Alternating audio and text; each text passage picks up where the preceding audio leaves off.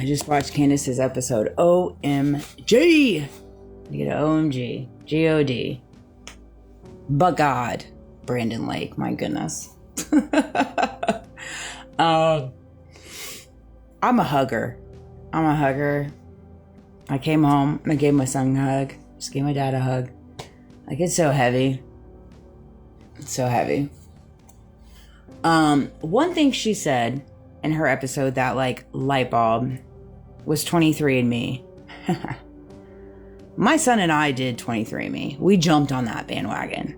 It was in 2019 or 2020. I was in my apartment, my little 600 square foot apartment that they so graciously gave me. Thank you. After I went through my horrific divorce with my ex-husband, that screwed me in the manipulated documents, by the way. You know, y'all are so cute.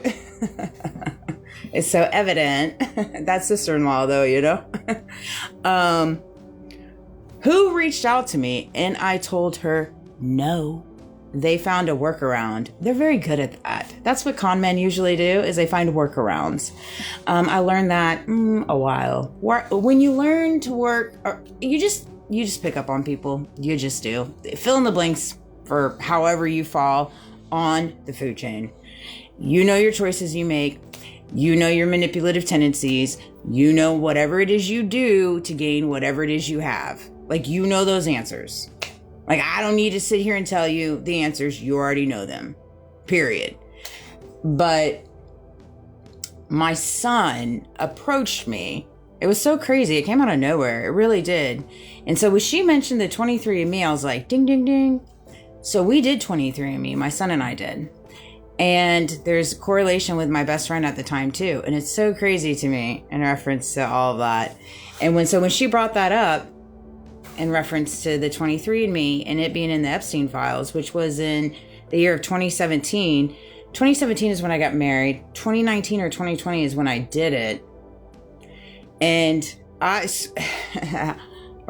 mean, literally 2015 is when I started that company, and everything from my life has been so just very interesting, but it dates way before that in different ways. And I you know, that's kind of what happens when you're, I don't know. It's hard to say. Just ask those that know.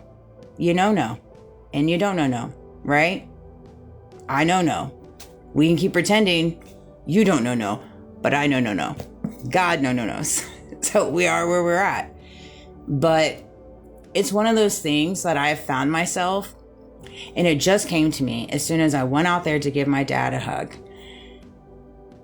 I said to him, the world is such an interesting place.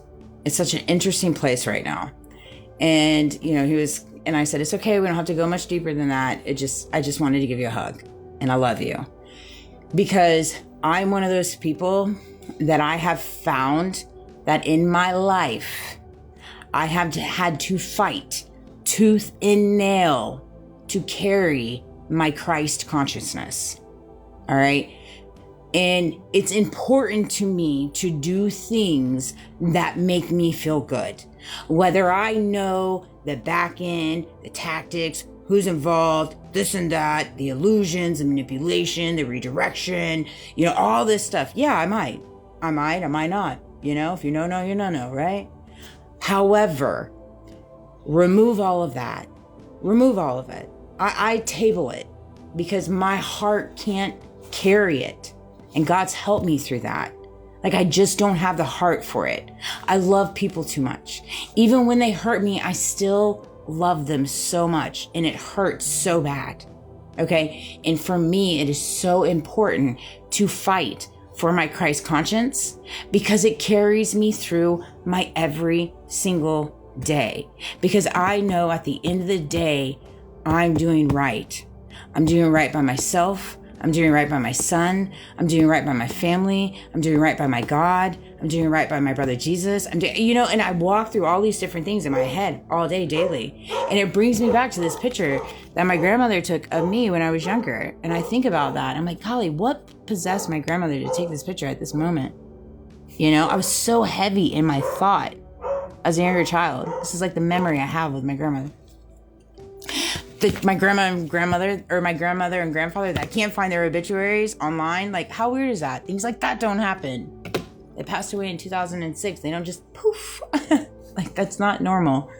And so anyways, it's going to be a free-flowing video. I know I've had a magnifying glass on me for a while. I know that I'm a different beast. I know I carry a different way of thinking. I carry a different way of thought. I carry a different way of so many different things. Like, I know that. And I say a different way. To me, they're gifts. Okay, but I carry gifts, and so does everybody else in this world.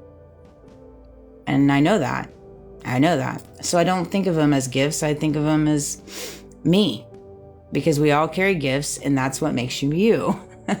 But my biggest hurdle for me in a world created that wants to take that consciousness from you is to fight for it every day. And then you learn, when you get on that level with your Christ consciousness and your God, you see the devil. It's very easy to pick up on it. You see how the devil's coming. You see the antics, you see the tactics, you see the illusions, you see the words, you see the manipulation, you see everything. You really do. It's like ping, ping, ping, all day, every day. It's like simultaneously. And I really don't know how else to explain it. I know this probably is going to be like, one of those random, oh, she's crazy. That's fine. Go ahead and put the table that too, with all the other labels you've given me. I'm here for it. But you keep watching, you keep stealing, you keep exploiting, you keep riding my butt on the roads and being weird. And it's always older men who have veteran tags. Make that make sense. Like, what? Huh? I do live by 2 of the biggest Air Force bases too. About that. Like, don't tell on yourselves. Quit being weird. Go home and pray. Better yet, get down on your knees. You should. I'm praying for you. When I see them on the streets, oh, you should hear me in the cars, which I'm sure a lot of people do. I mean, I'm very entertaining. But when I'm out in public, I do think before I speak. I'm very much an observer, and I'm very smart, and I'm very wise. And they're learning that now. Because I always want to see the best. I always want to see the best in people. I don't want to overtalk. I don't want to overshine. I'm not here for any of that. That's ridiculous. I compete with myself. I always have. And those in my life know it. But for some reason, people find themselves in a lane competing with me, and they don't even let me know we're competing. And if they did, I'd be like, girl, no. Boy, no. There's absolutely no reason to compete. You're solid. You're amazing. And everybody in my life knows that. But yet I find myself in a world competing with people that don't even tell me they're competing. It's just weird. The competition has to stop. You're beautiful as you are. You have gifts as you are. Just be true and authentic to yourself. Quit trying to steal. Quit trying to hide. Quit trying to take people down in the dark. Be good people. Start there. Go within. Look in the mirror. Find out why you're feeling the way that you feel. Better yet, find out why you feel you have to compete, because you don't. You have nothing to compete with because you're perfect as you are. Golly, I get so passionate about these things. I'm sorry, guys. But I really do feel that way, because it is the detriment of all of us in different ways. When you get locked in your head where you feel like you have something to prove or you have to compete with people, it's like, no, that's a waste of time. It's a waste of energy. And you need to put that in yourself. You need to put that in yourself. You need to put that in your family. You need to put it in your craft. Put it in the business you work for. Put it in whatever. Fill in the blanks. Put it in your faith. Start there. I love you guys. Only video for tonight. I'm chilling. Baron's coming on. I think he's on now. But anyways, love you guys.